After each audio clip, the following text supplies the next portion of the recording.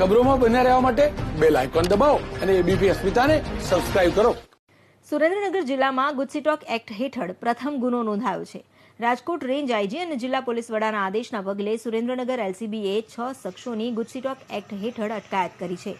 હત્યા, ગેંગરેપ, અપહરણ, ગેરકાયદેસર હથિયાર, ખંડણી, લૂંટ, ધાડ અને હાઈવે પર ચોરી સહિતના ગુનાને અંજામ આપનારા 6 વ્યક્તિ સામે પોલીસે ગુજસીટોકનો ગુનો નોંધી કાયદાકીય કાર્યવાહી આગળ કરી છે.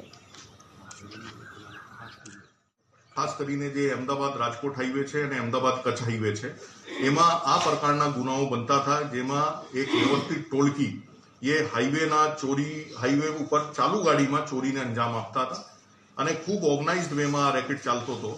એમાં આપના તરફથી આઈડેન્ટિફાઈ થયા કે એક રેડિયા ગેંગ છે, જેને તાલપત્રી ગેંગ તરીકે પણ ઓળખાય છે, એ આમાં કાર્યરત છે.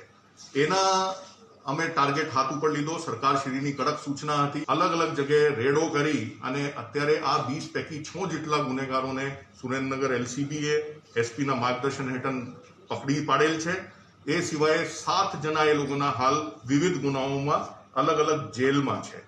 અને આ લોકોના આપણે અગર વિસ્તારની વાત કરીએ તો લગભગ ગુજરાતમાં આ લોકો ઉપર 123 જેટલા ગુના દાખલ છે, જેમાં 7 જેટલા જિલ્લાઓમાં એના અસર હતા અને અફેક્ટેડ હતા.